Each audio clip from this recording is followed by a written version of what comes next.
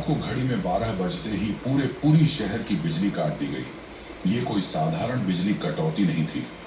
इस बिजली कटौती का कारण था मंदिर के गर्भगृह में चल रही विचित्र घटना।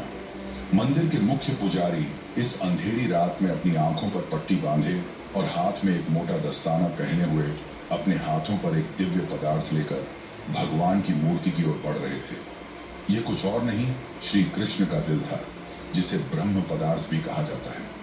ठीक 12 साल बाद यह प्रक्रिया आज मंदिर में फिर दोहराई जा रही थी, जहां भगवान जगन्नाथ की पुरानी मूर्ति से उनके दिल को निकालकर नई मूर्ति में लगाया जाता है।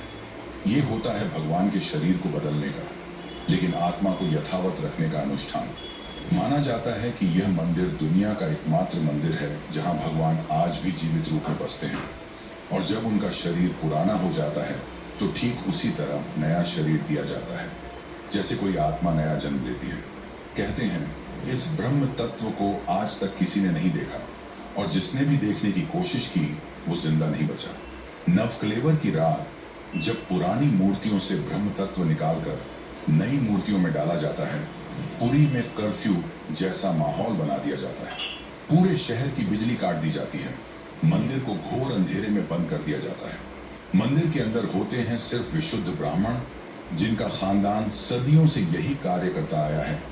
उनकी आंखों पर पट्टी बांधी जाती है और हाथों पर मोटे दस्ताने पहनाए जाते हैं, ताकि वे ना देख सकें और ना ही महसूस कर सकें कि ब्रह्म पदार्थ है क्या।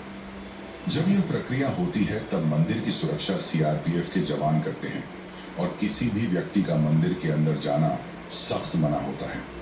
जब 2015 में यह अनुष्ठान हुआ था, तब एक पांडे ने उस ब्रह्म तत्व को हाथ लगा दिया था, जिसके बाद वह तुरंत ही बेहोश हो गया, और जब आंख खुली तो वह मानसिक रूप से पूरी तरह अस्थिर हो गया था। तो सवाल उठता है, ब्रह्म तत्व आखिर है क्या? क्या यह कोई दिव्य ऊर्जा है? क्या यह सिर्फ विश्वास है, या सच में कोई ऐसा अविनाशी पदार्थ मौजूद है जो युगों से युगों तक जीवित है?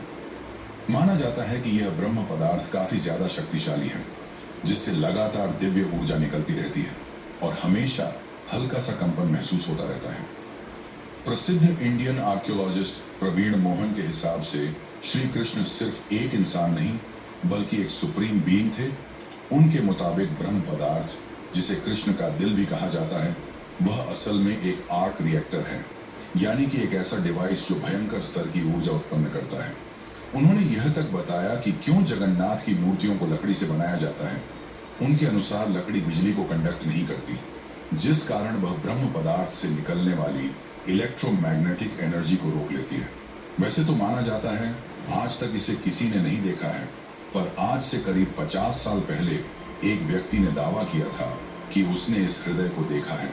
उसने कहा कि हृदय चांदी की तरह तरल बह रहा था, और यही तरल लकड़ी को कमजोर कर देता है, जिस कारण हर 12 साल में मूर्तियों को बदलना पड़ता है। उस व्यक्ति ने यह तक कहा कि जब उस हृदय को प्रकाश में लाया गया तो वह चक्र की तरह घूमने लगा और जोर से कंपन करने लगा।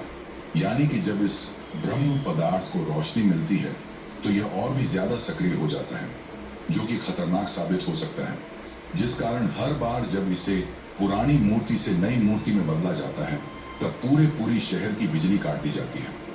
विज्ञान के लिए आज भी यह एक चौंकाने वाला रहस्य है, जिसे कोई समझ नहीं पाया, लेकिन भक्तों के लिए यह उनके श्री कृष्ण है, उनका दिल है, जिस कारण हर दिन लाखों की तादाद में भक्त भगवान जगन्नाथ के दर्शन करने आते हैं।